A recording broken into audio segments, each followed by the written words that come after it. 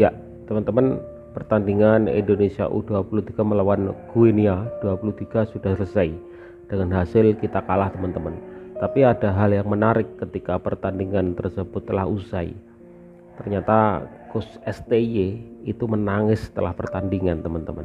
Dan itu diungkapkan oleh beberapa pemain di timnas U23. Ini membuktikan bahwa Coach Sintayong benar-benar mencintai timnas Garuda, teman-teman. Di ruang ganti setelah lawan Guinea, apa yang terjadi? Katanya Sintayong sempat nangis. Parah sih mas, itu kacau. Mungkin baru pertama kali saya lihat pelatih timnas Indonesia menangis ya mas.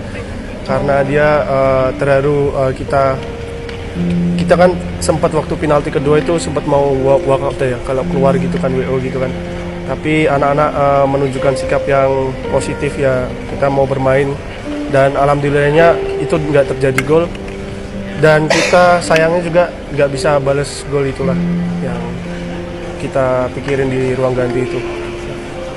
Yang pasti saya juga kemarin baru pernah melihat ya Kusin itu sampai meneteskan air mata di locker room. Jadi yang awalnya tuh semua pemain berusaha untuk tetap tegar karena Kusin selalu bilang buat apa kita menangis setelah pertandingan, karena seharusnya yang kita lakukan adalah saat pertandingan. Jadi kita tidak perlu menangis saat pertandingan, setelah pertandingan. Tetapi karena mungkin dengan prestasi kita yang bisa dibilang udah luar biasa, mungkin Kusin sedih, dia meneteskan air mata, dan akhirnya seluruh tim merangkul dan ikut menangis juga ya, karena mungkin satu langkah lagi kita bisa menciptakan sejarah, tetapi belum rezeki kita, jadi ya mau gimana lagi.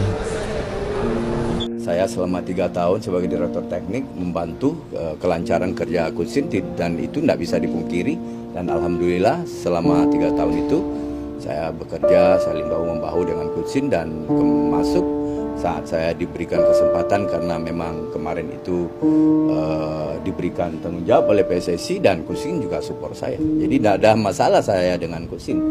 Di mana masalahnya? Nggak ada masalah. Jadi sangat harmonis, dan kita saling bertukar pikiran tentang tim, dan juga kita silaturahmi lah, tapi tidak menyangkut hal-hal teknis.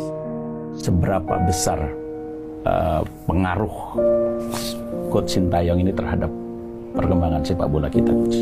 Ya, saya bekerja sama dengan Coach Sin itu udah 3 tahun. Dan saya tahu persis apa yang dikerjakan Coach Sin. Terutama yang paling kita lihat adalah regenerasi pemain tim nasional. Jadi pertama Coach Sin masuk ya di tahun 2020. Saya pertama kali ketemu di Hotel Mulia. Dia bertanya ke saya apa yang jadi masalah di sepak bola Indonesia. Satu, kondisi fisik. Yang kedua, mental. Dan dia sepakat. Dan saya juga bilang kita harus berani memangkas generasi pemain. Gak apa-apa kita sekarang belum berprestasi, tetapi pemain-pemain yang direkrut benar-benar kriterianya sesuai dengan cikal bakal pemain-pemain yang kita akan develop menjadi pemain senior. Dan itu dia lakukan. Wow. Dan berjalan dengan baik. Dengan baik. Dan ya ada hasilnya lah, sudah terlihat ada hasilnya. Cuman sayangnya kok orang selalu mendikotomikan ada asing, ada lokal. Padahal 3 tahun saya membantu Coach Sin. Kan saya direktur teknik. Betul. Yang tugasnya memang saat itu memang menjadi orang yang berpartner dengan pelatih timnas. Dia yang paling tahu. Di era Sintayong, saya sampaikan juga nih, jujur ini, saya kebetulan di Sintayong kan juga ada di situ. Saya juga bagian daripada Sintayong. Dari Sin itu, kalau menurut saya itulah awal berubah, terutama soal fisik. Fisik dan skill. Saya akui lah. Kenapa? Jadi dengan selama ini Coach Sin itu betul-betul membawa fisik anak-anak itu setara dengan fisik yang ada di Thailand dan Vietnam.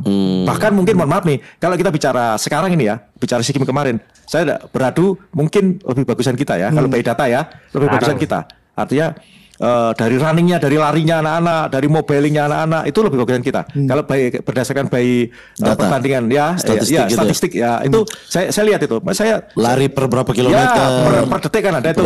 Itu semua teknis lah, itu urusannya coach lah sama tim kepelatihan lah. Cukup bagus. Dicatat ini, harus catat ini. Saya harus berterima kasih kepada Sintayong. Menggembleng itu duluan ya. Fisik itu diutamakan. Cuman memang ini jujur saja, banyak sekali pemain-pemain yang berlabel timnas ketika dipanggil Sintayong itu merinding dulu. Karena udah bakal disiksa, Pak. Bukan disiksa ya, artinya porsi latihannya fisik itu tambah gitu. Ya. Saya tidak artinya real ya saya sampaikan, karena mohon maaf, karena saya juga ikut di dalamnya Sintayong, jadi saya tahu gitu bagaimana caranya meningkatkan fisiknya para pemain gitu. Itu yang saya salut kepada Sintayong. Kemarin lihat YouTube-nya si BP. Iya. Di interview sama Sport 77. Oke? Dia bilang, saya setuju dengan apa yang dilakukan Sintayong. Semua berjalan, prosesnya sudah oke. Jangan sampai kita dikit-dikit ganti pelatih. Karena dia bilang, saya 13 tahun main di timnas mengalami 11 pelatih. 11. Oh, iya. Dalam 13 mengalami BP ngomong gitu. 11 pelatih. Dan hasilnya apa? Nothing. Jadi fans kita itu harus sadar bahwa ini nggak ada yang jatuh dari langit. Namanya olahraga itu nggak ada yang instan. Ini butuh proses, namanya it goes ups and down, ups and down. Sekarang tinggal kita percaya atau PSSI percaya karena kita ini penonton doang.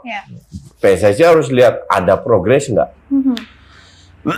Kalau gue bilang ada progres, tapi kita harus lebih bersabar karena kamu sendiri sudah bilang pemain kita paling muda loh.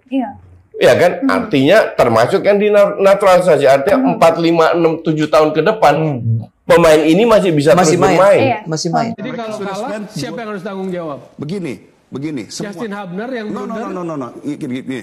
Atau Marcelino yang dituduh egois? Saya berikan gini. Tidak ada proteksi loh pada pemain. We win as a team and we lose as a team.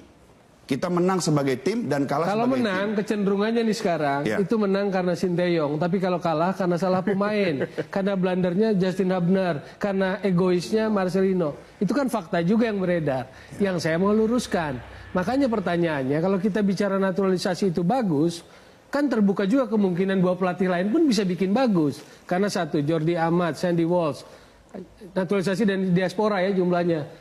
Elkan Bagot, Sain Patinama, Rafael Struijk, Ivar Jenner, Justin Hubner, Tom Haye, Ragnar, Martin Paes sekarang masuk, akan ada lagi. Ada 12 pemain.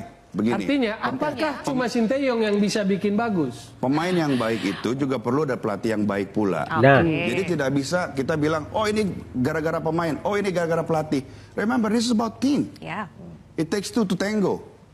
Ya kan, kalau pemainnya bagus, tapi tidak ikuti arahan pelatih juga akan skemanya akan tidak baik gitu loh. Begitu juga dengan pelatih. Misalnya pelatihnya kurang begitu baik, pemainnya baik, juga kurang bisa mengangkat gitu. Jadi pelatih juga kelas internasional, jadi soal disiplin juga kita penting. Jangan melihat ini satu sudut saja. Ini pemain naturalisasi. Pertama, kosakata pemain naturalisasi itu oksimoronik. Karena naturalisasi itu proses. Sedangkan kalau proses itu dia belum final. Hasilnya itu adalah WNI. Ketika dia sudah WNI, dia dipanggil timnas, dia adalah pemain timnas. Kan kalau secara sepak bola kita nggak bicara soal itunya. Iya, tapi maksud saya seperti ini. Kita menang sebagai tim nasional, kita kalah sebagai tim nasional. Sekarang pertanyaannya, waktu kalah dari Qatar, betul ada wasit yang kurang, katakanlah buat kita kurang fair, kurang ini ya. Itu yang munculkan, ini komedi bukan pertunjukan sepak bola. Nggak ada analisis bolanya. Jadi kalau secara bola, nggak ada vitamin bola dari ucapan Sintayong. Tadi saya mengkritik bahwa kalau tadi dikatakan bahwa pelatih bertanggung jawab di lapangan, ini harusnya ketika ada kegagalan pelatih bertanggung jawab. Ini yang harus dilakukan dan pelatih harus menerima masukan. Dan saya nggak mati itu, gitu loh. Sekarang kita mau ngomongin sepak bola. Kita hari ini masih membahas naturalisasi. Harusnya kita membahas mengenai data analitik dari sepak bola, ya kan? Naturalisasi menjadi suatu hal yang kontroversial di tanah air, sedangkan di luar negeri adalah suatu hal yang lazim. Tim sebesar Spanyol melakukannya, sebesar Inggris melakukannya, pernah ada sebanyak Italia. Naturalisasinya. Loh, Maroko itu 20 pemain. Tapi hasilnya? Kan hasilnya juara 4 Piala Dunia. Nah, kita? Lah kita baru mau mulai. Loh, kita. Assalamualaikum warahmatullahi wabarakatuh. Saya bersama legenda timnas, kiper top Hermansyah. Setelah Roni Paslah ada Hermansyah. Bagaimana komentar Hermansyah tentang timnas saat ini? Saat ini timnas progresnya bagus. Artinya nggak salah PSSI memilih pelatih seorang Sintayong, bukan pelatih yang kacang-kacangan, pelatih tingkat Eropa, dunia. Kalau naturalisasi?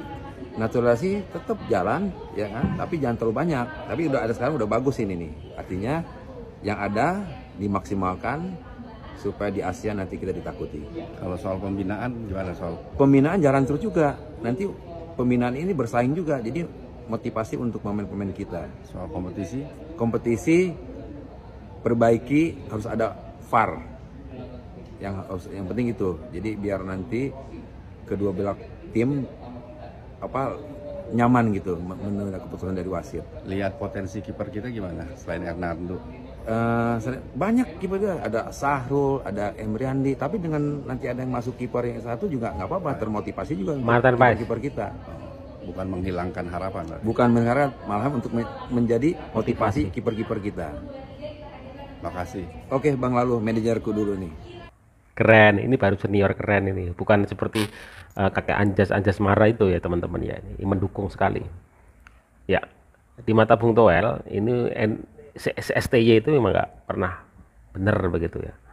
Berlindung di balik ini adalah sebuah kritikan. Dia mungkin berada di pihak oposisi begitu.